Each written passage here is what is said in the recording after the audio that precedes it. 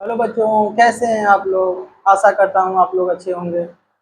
बच्चों, जो आज की क्लास है ये आप लोगों को कक्षा 10th का एक नया चैप्टर जो वास्तविक संख्या पढ़े थे। आशा करता हूँ आप लोगों को वो जो पूरा चैप्टर था जिसको हम 3 वीडियो में ख़त्म किए हैं, वो सारे चैप्टर को अगर आप लोग कवर करना चाहेंगे, आप लोगों को एग्ज़ाम में अगर अच्छा नंबर चाहिएगा, तो इसके लिए आपको अगर वो तीनों लेक्चर देख लीजिएगा तो आप लोगों को वहाँ से आपका पूरा चैप्टर जो है वो क्लियर हो जाएगा। मैक्सिमम आप लोगों को जो समय देना होगा 1.5 घंटा में आप एक पूरे चैप्टर को आप रिवाइज कर सकते हैं और वो सारे इंपॉर्टेंट क्वेश्चन को एक प्रैक्टिस के तौर पे बना सकते हैं। यानी समझिए तो आप लोगों को ऐसे विपत्ति जो आप लोगों के साथ जो अभी स्थिति है, समय है, जो एग्जाम आने वाली है, समझिए तो आप लोगों के पास समय अभी बचा नहीं है। गिन चुन कर अगर देखा जाए तो 4 महीना 3.5 महीना समय है जो आप लोगों को पढ़ने के लिए है। तो आप लोग कोशिश बस यही कीजिएगा, तो आप लोग अपना समय को ज़्यादा इधर उधर के चक्कर में बर्बाद मत कीजिएगा, क्योंकि यह जो समझिए तो रिजल्ट होगा, यह जो सफलता होगा, यह जो परिणाम होगा आप लोगों का, यह केवल आप लोगों का नहीं होगा, ये केवल आप लोगों के साथ साथ आप लोगों के पूरे परिवार से जुड़ा हुआ रहेगा। और यहाँ तक आप लोग को बहुत सारे लाइफ में ऐसे लोग पर्सन मिले होंगे जो आप लोगों के ऊपर हंसे होंगे, मजाक बनाए होंगे, बोले होंगे तो इससे कुछ नहीं होगा, ये कुछ नहीं करता है, ये खाली इस इधर उधर खाली घूमते रहता है, ये पढ़ाई नहीं करता, ये अपने बाप का पैसा बर्बाद कर रहा है। तो समझिए तो ये सारे जो है सारे चीज़ों का जो जवाब है ये आप लोगों का रिजल्ट जो है वही देगा। इसलिए आप लोग एक बड़े भाई के नाते, एक शिक्षक के नाते आप लोगों को हम यही सुझाव देंगे। तो इस सिचुएशन में, इस समय में समय को एक समझिए तो अपना ताकत बनाइए और उस ताकत को अपने अंदर में लाइए और उसको एनर्जेटिक मोड में हमेशा ही मोटिवेट के साथ उसको पढ़ाई में दीजिए। क्योंकि हमको पता है अगर मान लेते हैं कोई भी अगर व्यक्ति अगर कुछ पाना चाहता है उसके लिए खोना पड़ता है। अगर मान लेते हैं आपको अगर रिजल्ट बेहतर लाना है तो उसके लिए क्या कीजिएगा, उसके लिए अपने आप को समर्पण करना होगा, उसके प्रति बहुत सारे चीजों को त्याग करना होगा। जैसे मान लेते हैं फेस्टिवल आ रहा है, तो फेस्टिवल में ये नहीं बोल रहे थे आप लोग फेस्टिवल नहीं मनाएंगे, लेकिन अगर हर साल जो मना रहे थे आप, जो पहले वाले क्लास में जो मना रहे थे या पिछले सालों जो बीते हुए साल था उसमें जो एंजॉय किए, तो इस साल थोड़ा सा अपने आप को एग्जाम को देखते हुए, अपना फ्यूचर को देखते हुए, अपना बेहतर रिजल्ट के लिए अपने आप को कुछ सारे बच्चों लोग से हटकर आपको कुछ मेहनत अलग करना होगा। क्योंकि अगर आप अच्छे से मेहनत कीजिएगा, फोकस कीजिएगा, अपने पढ़ाई को समय दीजिएगा, तभी जो है 3-4 महीना के बाद आपका जो रिजल्ट होगा वो समझिए तो बहुत बेहतर आने वाला है। और इस रिजल्ट में कुछ हम आप लोगों को समझिए तो एक भाई के नाते, एक शिक्षक के नाते हम एक सपोर्ट के तौर पे ज्यादा कुछ तो दे नहीं सकते हैं, लेकिन इतना जरूर आप लोगों को हम दे देंगे ताकि हमसे मैथ पढ़कर आप लोग को ज्यादा टाइम नहीं लगेगा। प्रत्येक चैप्टर को अगर देखिएगा तो 3 वीडियो में 4 वीडियो में हम खत्म किए हुए हैं। और वीडियो लेक्चर इतना बड़ा नहीं है मेरा, 30 मिनट, 35 मिनट, 24 मिनट, 20 मिनट लगभग समझिए तो आप लोग अगर 1.5 घंटा 2 घंटा अगर हमसे पढ़ते हैं प्रतिदिन, अगर मान लेते हैं अगर सप्ताह में निकाल कर अगर आप मान लेते हैं प्रतिदिन एक लेक्चर को भी मेरा देखते हैं, तो सप्ताह में आपका मैथ का जो है वो समझिए तो आपका 2 चैप्टर खत्म हो जाएगा, कम से कम 2 चैप्टर खत्म हो जाएगा। इसका मतलब है क्या, अगर आप चाहिएगा तो आप लोगों की कक्षा में 15-16 चैप्टर जो मैथ का है, ये मैथ आप लोगों को समझिए तो लगभग 2 महीना में खत्म हो जाएगा। वैसे ही हमारा हिंदी व्याकरण चल रहा है, हिंदी व्याकरण का तो छोटा छोटा टॉपिक है, ये पहला टॉपिक को हम 3 लेक्चर में 4 लेक्चर में खत्म कर चुके हैं। इसके बाद वाले जो व्याकरण की जो टॉपिकें होगी, चैप्टर होगी, उसको कोशिश करेंगे तो ज्यादा मतलब उसमें डिटेल नहीं जाना है, हम लोगों को कोशिश यही करना है तो ऐसा पढ़ा दें आपको ताकि समझिए तो उसको रिवीजन करके उसको पढ़ के आप एग्जाम में अच्छा नंबर ला पाए, एक भी नंबर कटे नहीं।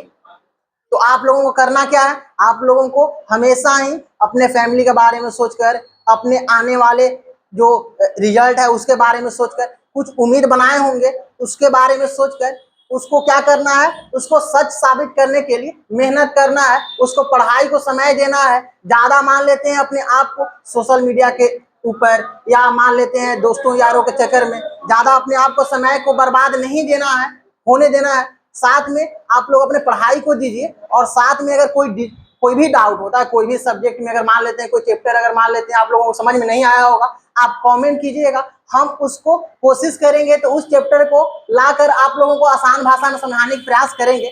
तो चलते हैं आज की क्लास में, यह जो क्लास है यह आप लोगों की कक्षा का बहुपद जो अध्याय है, बहुपद जो चैप्टर है, जिसको अंग्रेजी में हम लोग पॉलिनोमियल्स बोलते हैं, वही चैप्टर का कक्षा जो है ये आज स्टार्ट करने वाले हैं। हम थोड़ा सा बेसिक के बारे में जानेंगे और ये भी जानेंगे तो आखिर जो बहुपद है, बहुपद होता क्या है और बहुपद के अंदर में क्या क्या चीजें पढ़ना है, और आखिर जो जो चीजें पढ़ना है उसमें से कौन कौन चीजें से क्वेश्चन पूछती है, कौन कौन सा टॉपिक ऑब्जेक्टिव के लिए जरूरी है, कौन कौन सा टॉपिक सब्जेक्टिव के लिए जरूरी है, और आखिर सब्जेक्टिव के लिए जरूरी भी है तो सब्जेक्टिव में क्या जरूरी है, ऑब्जेक्टिव में आखिर कौन से पॉइंट से क्वेश्चन पूछे जाते हैं, ये सारे चीजों को आप लोगों को हम एक अच्छे मार्गदर्शक के रूप में आप लोगों को हम समझाने की प्रयास करेंगे। तो चलते हैं आज की क्लास को स्टार्ट करते हैं। यह क्या है, ये मेरा बहुपद चैप्टर है। बहुपद चैप्टर की बात करें हम आखिर तो इस चैप्टर के अंदर हमको पढ़ना क्या होगा, क्योंकि अगर मान लेते हैं आप लोगों को पता रहे तो आखिर बहुपद चैप्टर में हम लोगों को क्या क्या पढ़ना है, तो आप लोगों को माइंड में सेटअप बन जाता है। तो आखिर ये सारे टॉपिक पढ़ना है तो ये सारे टॉपिक के बारे में थोड़ा सा आप कहीं पर सर्च कर सकते हैं। ऐसे आपको हम सारे टॉपिक को कवर कराएंगे, लेकिन अगर मान लेते हैं आपको टॉपिक अगर मालूम चल जाए, जैसे मान लेते हैं अगर कहीं आपको अगर जाना है तो पहले से अगर माइंड में आपका कोई डाल दे तो देखो बाबू तुमको घर से जाना है 10 किलोमीटर की दूरी पे ये जगह है, और वहां से टेम्पू पकड़ कर ऑटो पकड़ के जाना है यहाँ पर, वहां से फिर सामान लेकर फिर यहाँ पे जाना है, ये 15 किलोमीटर दूरी है। तो आपको अगर कोई प्लानिंग पहले से बता दे तो आप उस काम को आसानी से कर लीजिएगा। हम क्या कोशिश किए हैं, हम डायरेक्ट आकर इस चैप्टर के क्वेश्चन को नहीं बताने के लिए आए हैं, और ये वीडियो जो है ये क्वेश्चन सोल्व करने के लिए नहीं बताएंगे हम, और इस चैप्टर के माध्यम से, इस वीडियो के माध्यम से हम आप लोगों को पहली क्लास में यही बताएंगे। तो आखिर जो बहुपद है तो बहुपद में क्या क्या चीजें एग्जाम में पूछती है, और आखिर बहुपद चैप्टर में क्या पढ़ना है आप लोगों के सिलेबस के अकॉर्डिंग, ये सारे चीजों को बताने का प्रयास करेंगे ताकि आप लोगों के माइंड में जो है उसके प्रति जो है स्टेप बाय स्टेप सेटअप बन जाए, ताकि आप लोग उसको रिवीजन भी कीजिएगा तो उसी के अकॉर्डिंग कीजिएगा। जिसको अगर मान लेते हैं एग्जाम में ज्यादा वेटेज रहता है उस टॉपिक को थोड़ा सा ध्यान से उसको रिवीजन कीजिएगा, ज्यादा टाइम दीजिएगा। जिससे मान लेते हैं क्वेश्चन उतना नहीं पूछता उसको थोड़ा सा क्या कीजिएगा, स्किप कीजिएगा या थोड़ा बहुत ऐसे नजर डाल लेना है, हो गया ऐसा।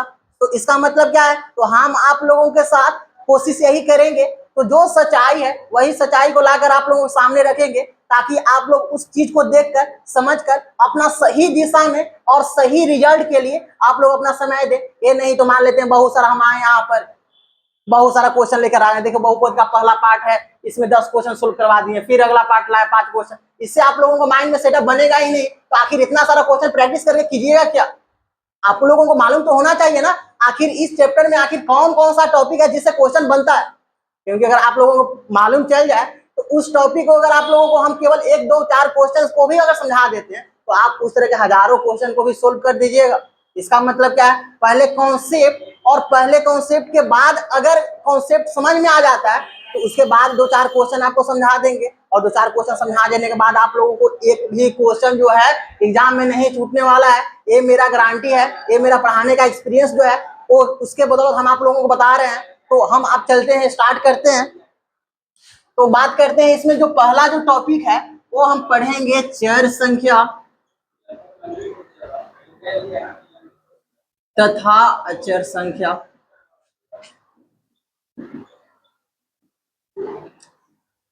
जिसको बोलते हैं variable and non variable numbers, या वेरिएबल एंड कांस्टेंट। वो कांस्टेंट अचर वो क्या बोल सकते हैं, कांस्टेंट बोल सकते हैं।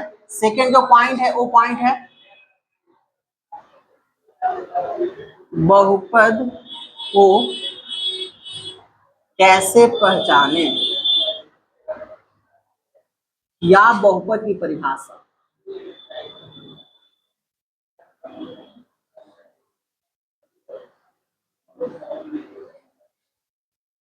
थर्ड पॉइंट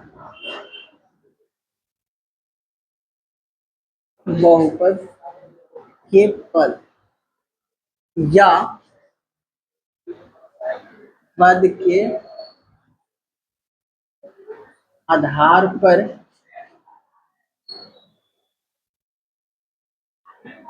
बहुपद के प्रकार। चौथा बहुपद के घात, इसके अंदर घात के आधार पर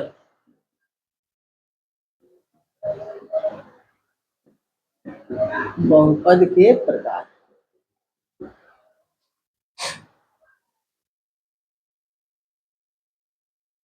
बहुपद का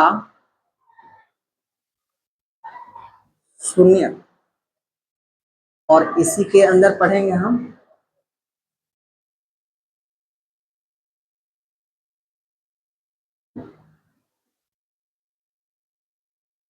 बीज संबंध।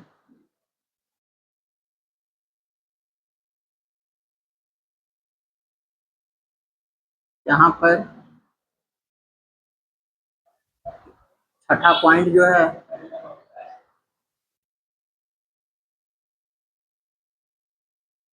बहुपद के व्यापक रूप। सातवां जो पॉइंट पढ़ेंगे हम लोग इसमें, पहला जो है चर संख्या अचर संख्या। बहुपद को कैसे पहचाने, बहुपद के पद, बहुपद के घात, बहुपद का शून्य, बहुपद के व्यापक रूप हो गया। और इसके अंदर पढ़ेंगे हम लोग व्यंजक के बारे में। व्यंजक क्या होता है, समीकरण क्या होता है, थोड़ा बहुत बहुपद के बारे में और कुछ पढ़ेंगे। 8 नंबर जो क्वेश्चन होगा इसमें कुछ कुछ इंपॉर्टेंट क्वेश्चन होगा, यानी PYQ क्वेश्चन कुछ होगा, कुछ इंपॉर्टेंट क्वेश्चन होगा, और कुछ यहाँ पर जो है VVI टाइप का क्वेश्चन होगा जिसके बारे में हम पढ़ेंगे। ये सारे चीजों को पढ़ने के बाद यहाँ पे हम जो चैप्टर है, ये मेरा चैप्टर क्या हो जाएगा, खत्म हो जाएगा। इस प्रकार से हम बात करेंगे तो ये सारे जो टॉपिक हैं, पहला बात है तो चर संख्या तथा अचर संख्या के बारे में, बहुपद को कैसे पहचाने यानी बहुपद का परिभाषा के बारे में, बहुपद के पद, बहुपद के घात, बहुपद का शून्य के बारे में पढ़ेंगे हम। बहुपद के व्यापक रूप क्या होता है, व्यापक रूप का मतलब स्टैंडर्ड फॉर्मूला ऑफ पॉलिनोमियल्स, यानी मान लेते हैं कैसे हम आखिर कौन सा फॉर्मूला पे रहेगा, कौन सा सूत्र पर रहेगा ताकि हम उसको पहचान पाए कि यह बहुपद है। बहुपद भी बहुत सारे प्रकार के होते हैं, क्योंकि कुछ बहुपद जो है जो पद के आधार पे भी होते हैं, और कुछ बहुपद जो होते हैं वो घात के आधार पे भी होते हैं। इसका मतलब अगर कोई बोले बहुपद कितने प्रकार का, तो आप लोगों को वहां पे क्या बोलना होगा, आखिर बहुपद का प्रकार जो है वो 2 प्रकार की होती है, 2 आधार पे उसको बांटा गया है। पहला जो है उसको पद के आधार पे बहुपद को बांटा गया है, और दूसरा जो उसको बांटा गया है वो घात के आधार पे बांटा गया है। तो घात के आधार पे भी बहुत सारे बहुपद हैं, पद के आधार पे भी बहुत सारे बहुपद हैं। तो आप लोगों को वहां पर जवाब देना होगा, तो पद के आधार पे इतना सारे बहुपद होते हैं और घात के आधार पे जो है इतना सारे बहुपद होते हैं, तब आपका जो जवाब होगा वो सही होगा। बात करते हैं आखिर हम यहाँ से, तो जो चर संख्या है अचर संख्या है इसके बारे में थोड़ा सा पढ़ेंगे हम। बहुपद को कैसे पहचाने इसके बारे में पढ़ेंगे। बहुपद के पद यानी वही बात पढ़ेंगे, तो बहुपद जो बना है तो बहुपद में कुछ पदें होती है, तो उस पद के बारे में पढ़ेंगे हम। उसके बाद में बहुपद के अंदर में घात, एग्जाम में पूछ लेता है यहाँ से, तो निम्नलिखित बहुपद के घात बताइए, ऑब्जेक्टिव में पूछता है और सब्जेक्टिव में भी 2 नंबर में पूछ लेता है यहाँ से। बात करें बहुपद का शून्यक, बहुपद का शून्यक भी जो है ये भी इंपॉर्टेंट पॉइंट है। बहुपद का व्यापक रूप कभी कभी ऑब्जेक्टिव में पूछता है। व्यंजक समीकरण बहुपद से पूछ लेता है, यहाँ से जो क्वेश्चन रहेगा ये आप लोगों के लिए बहुत रामबाण साबित होने वाला है। बात करें बहुपद का पहचानने के लिए ऑब्जेक्टिव में आपका काम आ जाएगा। इस प्रकार आप लोगों को सारे टॉपिक को लिखे हैं जो आप लोगों के लिए एग्जाम के लिए बहुत बहुत बहुत ज्यादा जरूरी है और इम्पोर्टेंट है। हम ज्यादा आप लोगों का समय नहीं लेंगे, हम कोशिश यही करेंगे कि कम समय में आप लोगों को ज्यादा बेहतर कंटेंट दे, ताकि आप लोग को और भी बहुत समय मिल जाए आप लोगों को रिवीजन करने के लिए, उसको प्रैक्टिस करने के लिए। तो चलते हैं, ये सारे स्लाइड को हटाकर इसको अगले स्लाइड में आप लोगों को बारी बारी से इसके बारे में हम क्या कर रहे हैं बताना चाहेंगे। पहले स्टार्ट करते हैं हम इसके बारे में, तो तब तक तो अब हम स्टार्ट करते हैं यहाँ से। तो जो हम टॉपिक पढ़े वहाँ पे टॉपिक क्या था मेरा, फिर से एक बार आप लोगों को बता देते हैं। पहला जो टॉपिक था वो पढ़े थे हम लोग, चर संख्या और अचर संख्या के बारे में पढ़ना था। दूसरा था तो बहुपद आखिर किसे कहते हैं हम आखिर, यानी बहुपद की पहचान कैसे करेंगे। अगर कोई बोल देगा इनमें से कौन बहुपद है और कौन बहुपद नहीं है, तो उसके बारे में हमको तो मालूम होना चाहिए ना, आखिर कौन बहुपद है कौन बहुपद नहीं है। अगर बहुपद होने के लिए क्या क्या चाहिए, क्राइटेरिया चाहिए, ये सारे चीज वहां पे हम सीखेंगे सेकेंड टॉपिक में। थर्ड टॉपिक में हम क्या सीखेंगे, बहुपद का पद, यानी बहुपद के अंदर में जो पद होते हैं वो कितने पद होते हैं, कैसे पद को पहचानेंगे, पद के आधार पे बहुपद कैसे कितने प्रकार का होता है। दूसरा पढ़ेंगे बहुपद का घात, आखिर बहुपद का घात क्या होता है, और बहुपद के घात के आधार पे बहुपद जो है कितना प्रकार का होता है। फिर यही में पढ़ेंगे हम बहुपद के गुणांक। बहुपद का गुणांक क्या होता है वो भी बात को हम समझेंगे। बहुपद में चर संख्या अचर संख्या होता है, जो चर संख्या के साथ जो गुणा में होता है या जो संख्या होती है उसे क्या कहते हैं, बहुपद का गुणांक कहते हैं। ये सारे चीज को हम समझेंगे। उसके बाद हम ये भी पढ़े थे तो बहुपद का जो है उसमें व्यापक सूत्र पढ़े थे, व्यापक जो रूप है उसके बारे में पढ़े थे। तो जितना प्रकार की बहुपद होता है सबका व्यापक व्यापक सूत्र होता है, स्टैंडर्ड फॉर्मूला होता है, जो सभी जगह क्या होता है, समान होता है, वो बदलता नहीं है। इसी के साथ साथ हम ये भी बताए थे तो इसमें व्यंजक क्या होता है, समीकरण क्या होता है, और कुछ कुछ बहुपद के बारे में और भी कुछ कॉन्सेप्ट सीखेंगे। और इसके साथ में लास्ट में हम इससे जुड़ा हुआ सारे कॉन्सेप्ट से जुड़ा हुआ जो सारे टॉपिक पढ़ेंगे, ये सारे टॉपिक से जुड़ा हुआ कुछ कुछ प्रश्न हम लाकर आप लोगों को सोल्व कराएंगे, जिसके माध्यम से ये सारे जो कॉन्सेप्ट आप लोग सीखे होंगे वहां पर उसको अप्लाई कीजिएगा। और अप्लाई करके जो है ये सारे चीज को आप लोग को एक रिवाइज के तौर पे एक याद हो जाएगा। आप लोग एग्जाम में क्वेश्चन को बनाकर आ जाइएगा। तो चलते हैं, स्टार्ट करते हैं। पहले बात करते हैं हम आखिर यहाँ से जो चैप्टर है इसी चैप्टर के परिभाषा से। ये क्या हम बात करें, पहले हम बात करते हैं परिभाषा। आखिर बहुपद किसे कहते हैं? आखिर बहु का देखो, बहुपद का मतलब समझिएगा थोड़ा सा। बहुपद जो है वो दो शब्द से बना है। पहला जो है ये क्या है, बहु, और दूसरा है पद। इसका मतलब जिसमें पदों की संख्या बहुत सारा, उसे क्या कहेंगे, बहुपद। सिंपल बात समझना है। तो जिसमें पदों की संख्या क्या हो, बहुत सारे हो, उसे हम क्या कहेंगे, बहुपद कहेंगे। ये तो सिंपल सा बारे में बात बता रहे हैं आपको, तो यह बहुपद हो गया। लेकिन अगर बात करें तो सर आखिर बहुपद के बारे में अगर कोई ऐसा फॉर्मूला बताइए जिसके आधार से हमको एग्जाम में पहचानने के लिए अगर आए तो कौन सा बहुपद है कौन सा नहीं है, तो वो फॉर्मूला को अगर हम याद कर लें या समझ लें तो सारे क्वेश्चन को हम बना लें और बहुपद को पहचानने में हमको कभी भी जिंदगी में दोबारा परेशानी नहीं हो। तो हम वही फॉर्मूला को यहाँ पे आप लोगों को समझाने के लिए प्रयास कर रहे हैं। तो बहुपद का एक फॉर्मूला बता रहे हैं, या एक समझिए तो कॉन्सेप्ट है, एक समझिए डेफिनेशन है, उसको थोड़ा सा समझने की प्रयास कीजिएगा। क्या, वैसा बीजीय व्यंजक, वैसा बीजीय जिसमें एक या एक से एक या एक से अधिक पद होते हैं जो किसी चर संख्या के साथ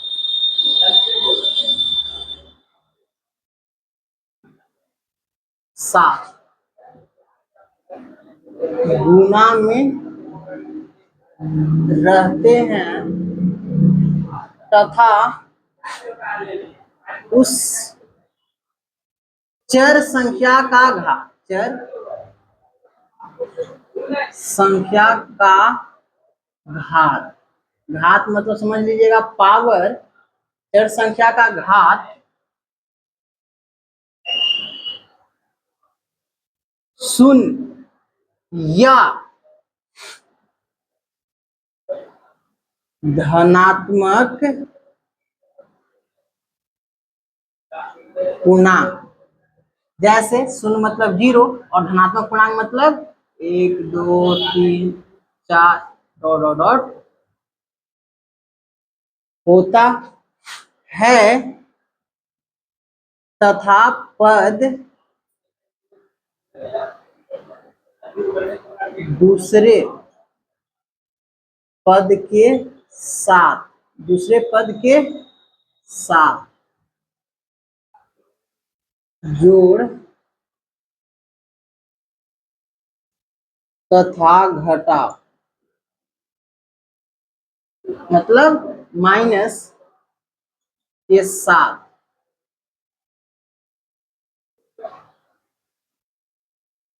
जुड़े रहते हैं, उससे बहुपद कहते हैं। बोलिएगा तो सर इतना लंबा सा आप डिफिनेशन लिख चुके हैं, कैसे याद होगा, कैसे समझेंगे हम? तो देखिए देखिए, ये हम आप लोगों को बड़ा डिफिनेशन नहीं लिखे हैं, एक सारे कॉन्सेप्ट है जिसमें हम सारे चीजों को हम अपने भाषा में समझाने के प्रयास किए हैं। आपको एक आसान, अगर आप लोग सोच रहे होंगे तो इसका एक 2 लाइन का परिभाषा क्या होगा जिसको बोलकर हम कहीं भी अपने आप को बता दें बहुपद का परिभाषा लिखा को पता है, उसके लिए भी परिभाषा है। पढ़ाई 2 तरह की होती है, एक होता है जो अपने आप को कहीं भी जवाब देकर निकलने वाला, और एक होता है तो कहीं भी अपने आप को सारे क्वेश्चन के साथ उसको लड़ने वाला होता है। तो आप लोगों को ये सारे जो परिभाषाएं कॉन्सेप्ट बता रहे हैं ये लड़ने वाला है, इसके माध्यम से आपका जो है ये बेस मजबूत होगा, फाउंडेशन मजबूत होगा, और कोई भी क्वेश्चन होगा जिसके माध्यम से ये सारे अगर कर लेते हैं, ये समझ लेते हैं डिफिनेशन, तो आप लोगों को जिंदगी में दोबारा कभी भी बहुपद की पहचान करने में कोई परेशानी नहीं होगा। वो किसी भी तरह से पूछे तो इसमें कौन बहुपद है कौन नहीं है, ये सारे अगर कॉन्सेप्ट आपको पता हो जाएगा, आपको कोई वहां पे नंबर कटने की चांस ही नहीं बनता है। इसका अगर बात करें दूसरा कोई डिफिनेशन का, तो इसका दूसरा डिफिनेशन भी समझ आइए क्या होता है। इसका दूसरा डिफिनेशन होता है तो वैसा बीजीय व्यंजक, वैसा बीजीय व्यंजक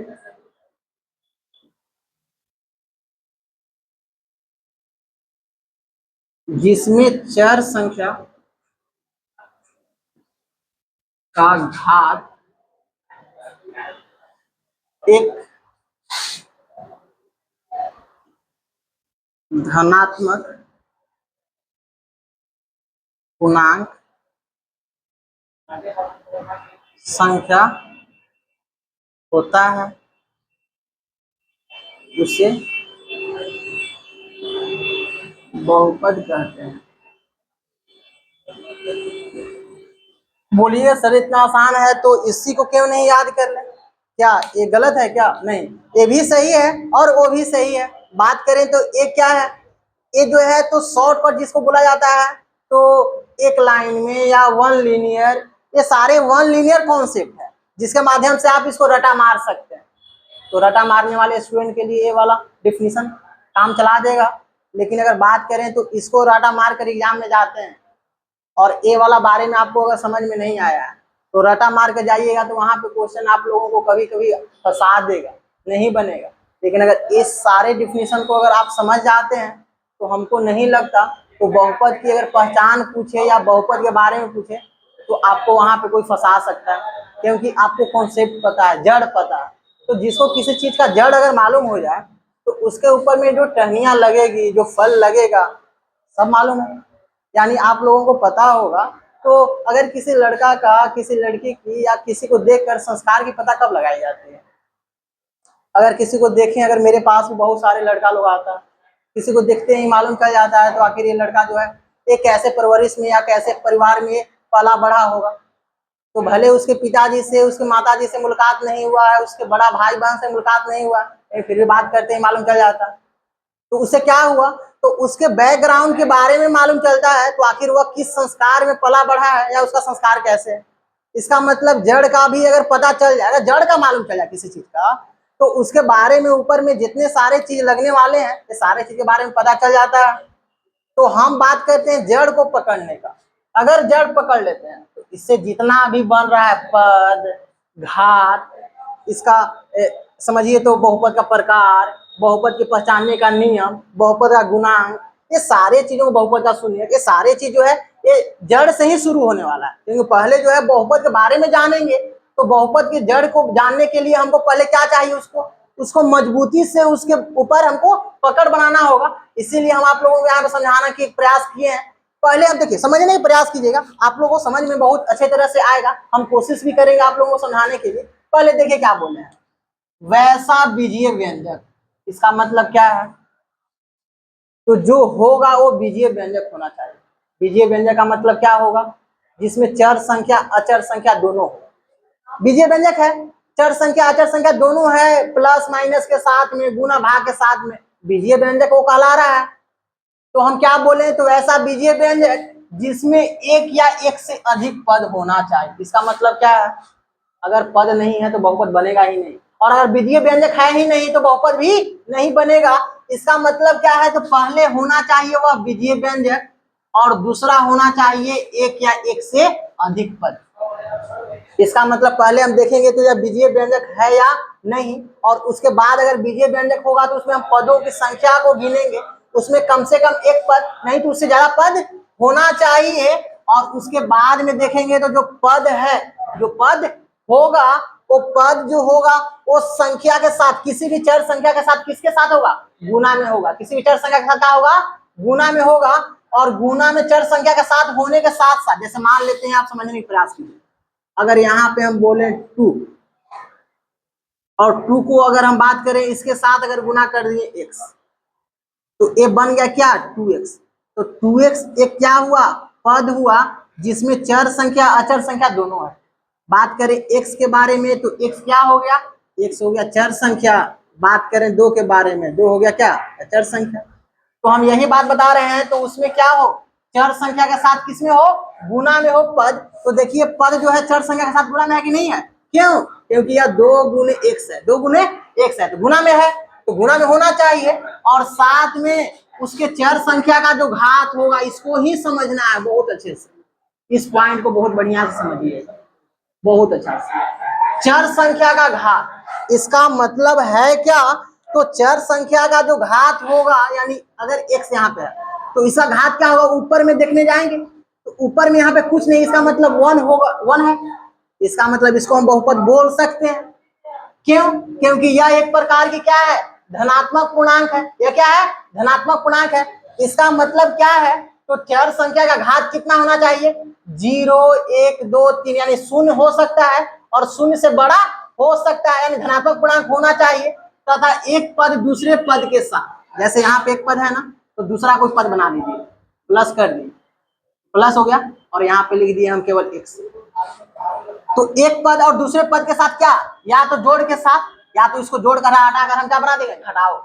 तो या तो जोड़ या घटाओ के साथ क्या हो, जुड़े रहता है, उसे हम क्या कहेंगे, बहुपद कहेंगे। इसका मतलब है क्या, आप लोग सिंपल भाषा में समझने की प्रयास कीजिएगा हम क्या बताना चाह रहे हैं। तो बहुपद है क्या, तो समझना है बहुपद एक प्रकार की बीजीय व्यंजक है जिसमें एक या एक से अधिक पद होते हैं, जिसमें एक या एक से अधिक पद होते हैं, और वे सारे पद जो होते हैं वो चर संख्या के साथ गुना में होते हैं। चर संख्या के साथ किस में होते हैं, गुना में होते हैं।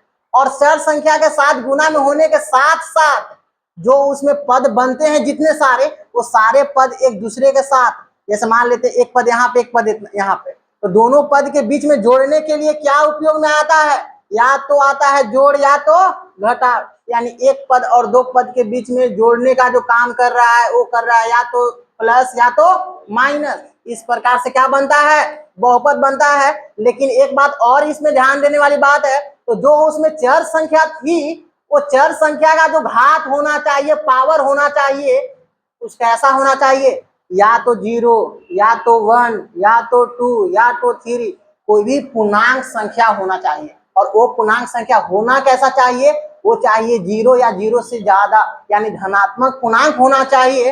अगर बोलिएगा तो सर किसी भी चर संख्या का मतलब, अगर किसी भी चर संख्या का घात अगर हो जाए 1/2, तो क्या वो बहुपद कहलाएगा, बिल्कुल नहीं कहलाएगा। क्यों, क्योंकि चर संख्या के ऊपर में जो घात 1/2 आया है वो धनात्मक पूर्णांक नहीं है। क्योंकि धनात्मक पूर्णांक किसे कहते हैं, तो जो 0 से शुरू हो और 1 2 3 प्राकृतिक संख्या के साथ जुड़ जाए वो धनात्मक पूर्णांक कहलाएगा। तो प्राकृतिक संख्या में आप लोग नहीं पढ़े होंगे 1/2 को, 1/2 मतलब 0.5, 0.5 मतलब आधा, तो आप लोग आधा नहीं पढ़े हैं, आप लोग पढ़े एक के बाद 2 पढ़े हैं, 2 के बाद 3 पढ़े हैं। इसका मतलब है क्या, बाटा में घाटा, जो उसका जो बटा में जो आता है पावर वो नहीं होना चाहिए। दूसरा, अगर बोलिएगा तो सर चर संख्या का घात क्या माइनस में हो सकता है क्या, बिल्कुल नहीं होगा।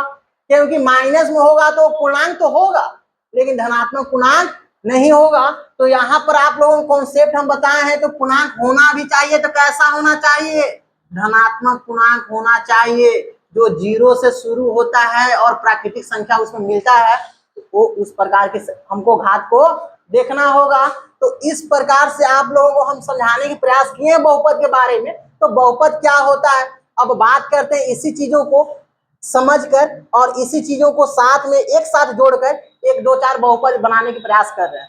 जैसे यहाँ पे देखिएगा, आप लोगों को हम बताना चाह रहे हैं यहाँ पे, तो देखिए जैसे बोले हम, अगर बोले 2x² 2x² प्लस 4x और माइनस में 10 है। बोलिएगा तो सर यह बहुपद है क्या? तो हम इसको देखेंगे पहले, तो इसमें जो पद है वो कितना है, तो देख रहे हैं तो इसमें 1 पद, 2 पद और 3 पद। इसका मतलब 1 से अधिक पद तो है, तो पद इसमें 3 हुआ, तो हम इसको पहला जो बहुपद का क्राइटेरिया था, उसका पहला जो कॉन्सेप्ट था वही था 1 या 1 से अधिक पद होना चाहिए, तो उसको हम चेक कर लिए, तो इसमें पद कितना था? पद हो गया 3। पद कितना हो गया? 3 हो गया। बात करेंगे तो इसमें हम ये भी देखेंगे, तो जो पद है उसमें चर संख्या गुना में है कि नहीं है? बिल्कुल देख रहे हैं, तो यहाँ पर देख रहे हैं पद में x गुना में है, और यहाँ पे क्या है?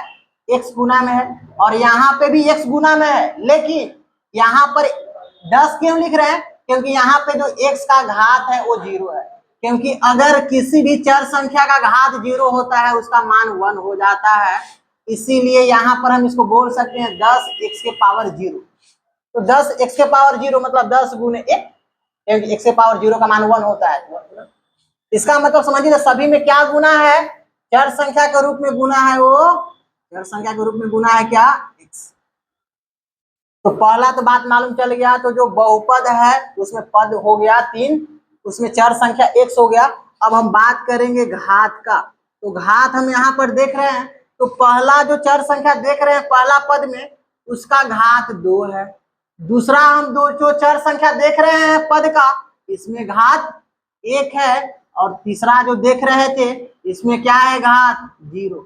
इसका मतलब 0 1 और 2, ये सारा आपको क्या हम बताए हैं? ये धनात्मक पूर्णांक ही तो है। तो धनात्मक पूर्णांक अगर घात आ गया, चर संख्या भी उसमें है, पद भी 3 को हो गया, और पद देखिए सारे पद एक दूसरे के साथ संबंध कैसा बना? पदों का संबंध जो है वो प्लस तथा माइनस के साथ बना है। प्लस तथा देखिए प्लस है और माइनस, तो ये सारे जो कॉन्सेप्ट आपको बताएं वहां पर, आप लोग देखिए यहाँ यही बताएं। 1 या 1 से अधिक पद, तो 3 को पद हो गया।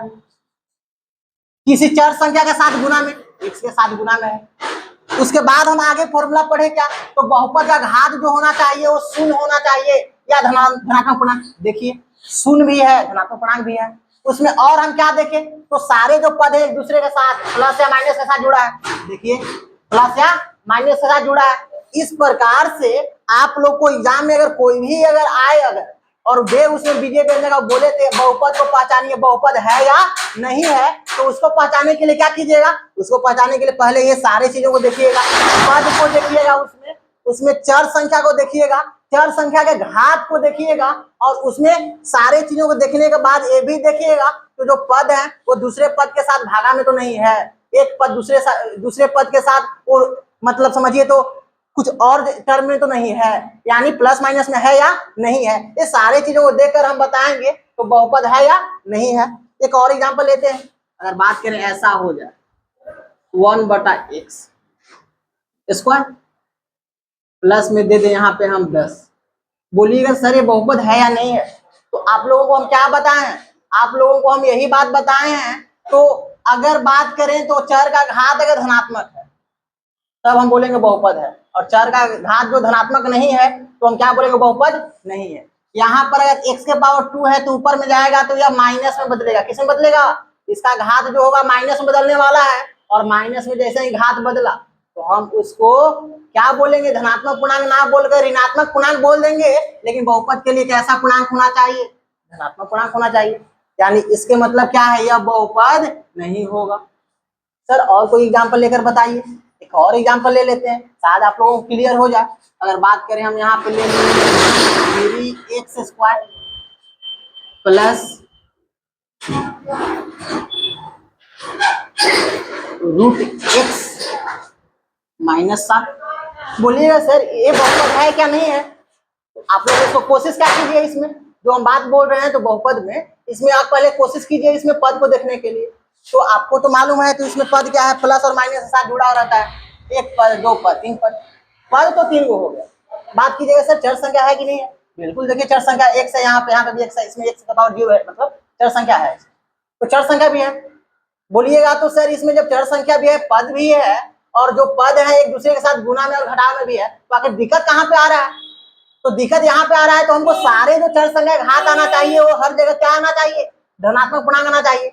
लेकिन इसको आप देखने की प्रयास कीजिएगा तो ये तो 3x² हो जा रहा है प्लस x। देखिए अगर रूट में कोई नंबर है, जैसे मान लेते हैं √2, तो इसका मतलब रूट वाले का मतलब होता है 1/2 होता है। रूट का मतलब क्या होता है 1/2, तो 2 के पावर 1 बटा क्या हो गया 2, और 1/2 का मतलब होता क्या है, तो 1/2 का मतलब होता है तो आधा, क्या होता है आधा। यानी यह जो है पूर्णांक संख्या नहीं है। पूर्णांक संख्या का मतलब या तो 2 हो जाता ऊपर में, या तो 1 हो जाता, तब पूर्णांक बोल सकते थे। यहाँ पर हम क्या बोल रहे हैं, इसको x को हम क्या लिखेंगे, x को लिखेंगे 1/2 पावर में, क्योंकि रूट के अंदर था, तो रूट हटेगा तो उसके बदले में क्या आ गया 1/2 आ गया, और क्या बना, यहाँ पर था -7, तो -7 लिख दिया। अब देखिए यहाँ पे देखने से तो आपको मालूम चल रहा है, तो सर यहाँ पे तो जो घात है, एक घात तो 2 आया है, दिक्कत कहाँ आया, यहाँ पर तो देखिए आप, यहाँ पे क्या आया 1/2, लास्ट वाला में देखिएगा तो x के पावर 0 है, यहाँ पे 0, तो यहाँ और यहाँ, यानी प्रथम पद और अंतिम पद में जो चर संख्या का घात है वो धनात्मक है, लेकिन यहाँ वाले जो बीच वाला जो पद है, इस पद का घात जो है वो धनात्मक संख्या नहीं आया है, धनात्मक पूर्णांक नहीं आया है, इसलिए हम इसको क्या बोलेंगे, यह बहुपद मेरा नहीं है। इस प्रकार से आप लोगों को बहुपद के बारे में थोड़ा सा बहुत अच्छे तरह से हम समझाने के प्रयास किए हैं। अब हम बात करते हैं, तो सर जो आप बहुपद बताए हैं इसमें आप पहले ही बात कर चुके थे चर संख्या के बारे में, अचर संख्या के बारे में, और वैसे भी मेरा टॉपिक था तो चर संख्या किसे कहते हैं, अचर संख्या किसे कहते हैं, ये सारे टॉपिक को हम इसको साफ करके बताने का प्रयास कर रहे हैं। तो बच्चों अब हम बात करते हैं, तो जो बहुपद की परिभाषाएं वहां पे सीखे, उसका 2-4 उदाहरण लेकर आप लोगों को समझाने की तो प्रयास किए, तो उसमें जो चर संख्या अचर संख्याएं थी इसके बारे में बात करते हैं। तो आखिर चर संख्या अचर संख्याएं होती क्या है और उसकी पहचान कैसे करेंगे, तो हम बात करते हैं चर संख्या तथा अचर संख्या। बात करते हैं तो चर संख्याएं जो होती है इसको वेरिएबल नंबर बोलते हैं, और अचर संख्या जो होती है इसको नॉन वेरिएबल या कांस्टेंट नंबर बोलते हैं। पहले हम बात करते हैं तो जो चर संख्याएं होती है इसका अर्थ क्या होता है, कोई बोले तो चर संख्या का बाबू अर्थ हमको बताओ, तो चर संख्या का अर्थ होता है जो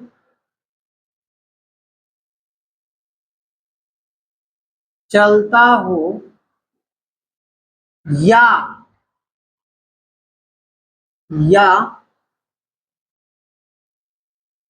जिसका मान हमेशा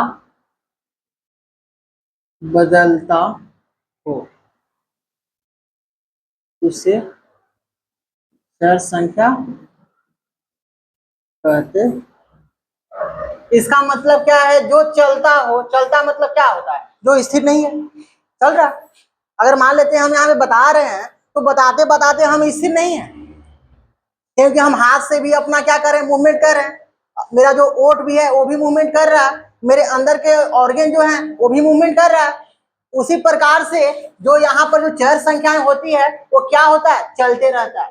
तो अगर कोई चलेगा वो स्थिर नहीं होगा, और जब स्थिर नहीं होगा इसका मतलब वो बदलेगा, क्या बदलेगा, वो अपना जो है मान को, अपना रूप को बदलेगा, किसके अनुसार, स्थिति तथा प्रश्न के अनुसार। इसका मतलब दूसरा बात ये भी याद रखिए, तो यह अपना मान तथा रूप, अपना मान तथा रूप, प्रश्न तथा परिस्थिति के अनुसार, परिस्थिति के अनुसार बदलता है। ये बहुत बढ़िया कॉन्सेप्ट आप लोगों को सिखाया। तो जो अपना मान को या अपना रूप को परिस्थिति के अनुसार तथा प्रश्न देखकर बदल देता है तो क्या कहलाता है? वो कहलाता है चर संख्या कहलाता है। अब बात कीजिएगा तो सर ऐसा है क्या?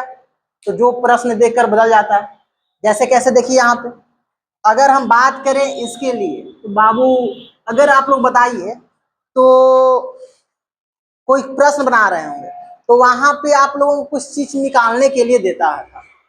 तो इतना बराबर दिया है, ये बराबर दिया है तो उसका मान निकालिए, तो आप वहां पे मानते थे।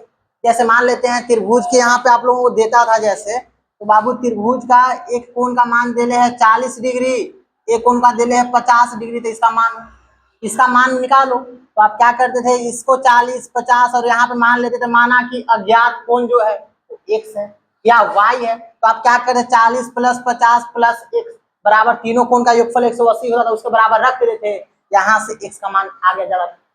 लेकिन अगर बात कीजिए तो यहाँ पे 40 के बदले 60 हो जाता और यहाँ पे 50 के बदले 70 हो जाता, तो अब इसको जोड़कर एक्स का मान निकाले तो वहां पे मान बदलता कि नहीं बदलता? तो आप बोलते सर बिल्कुल बदल रहा है। इसका मतलब क्या है, प्रश्न जैसे बदला चर संख्या का मान भी बदल चुका है। इसका मतलब चर संख्या का मान बदलता है, इसीलिए इसको क्या बोलते हैं, चर संख्या बोल रहे हैं, वेरिएबल नंबर बोल रहे हैं, क्योंकि ये वेरी करता है। क्या करता है? वेरी करता है। किसके अकॉर्डिंग? कंडीशन एंड क्वेश्चन के अकॉर्डिंग ये अपने वैल्यू को, अपने मान को, अपने रूप को ये क्या करता है, बदलता है। चर संख्या हो गया। अब बात कीजिएगा तो सर चर संख्या के अंदर में आते क्या है, तो जितना भी आप अक्षर को देख रहे हैं यानी सारे अक्षर। अब बात कीजिएगा सर अक्षर मतलब अल्फाबेट की बात कर रहे हैं यहाँ पर, तो सारे अल्फाबेट जो है, जैसे हम बात करें एस टू जेड, जैसे ए भी आ गया, बी भी आ गया, सी भी आ गया, डी डी एक्स आ गया, वाई आ गया, जेड आ गया, ये सारे क्या हो गए, चर संख्या हो गए। क्यों?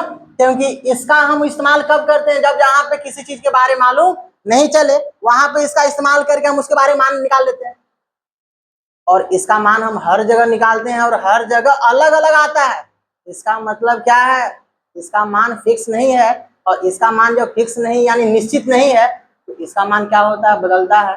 और हम बताए ही हैं जिसका मान बदल जाता है वो क्या रह जाता, स्थिर नहीं रहता, वो क्या कहला जाता है, चर संख्या कहला जाता है, वेरिएबल नंबर कहलाता है। तो बात करते हैं तो आप लोगों को चर संख्या के बारे में मालूम थोड़ा सा यहाँ पर कॉन्सेप्ट के साथ समझ में आया होगा।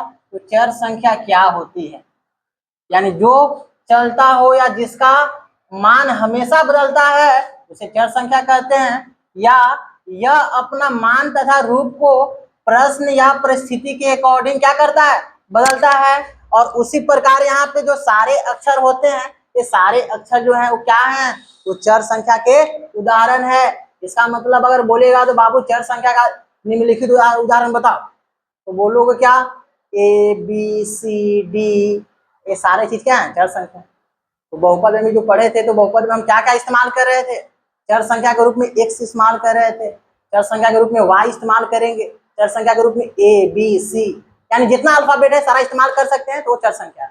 तो आप लोगों को बहुपद देकर पूछेगा तो बाबू इसमें से चर संख्या बताओ और अचर संख्या बताओ, तो आप उसमें खोजने की प्रयास कीजिएगा तो आखिर इसमें से अल्फाबेट कौन है। तो ए से लेकर जेड तक की कोई भी अगर अल्फाबेट में मिले आपको डायरेक्ट बोल देना है क्या है, चर संख्या है। अब बात करते हैं अचर संख्या के बारे में। सेम इसके बारे में देखिए अचर संख्या क्या होती है, तो इसका अर्थ पहले समझिए। तो इसका अर्थ क्या होता है, यह स्थिर रहता है, स्थिर रहता है, या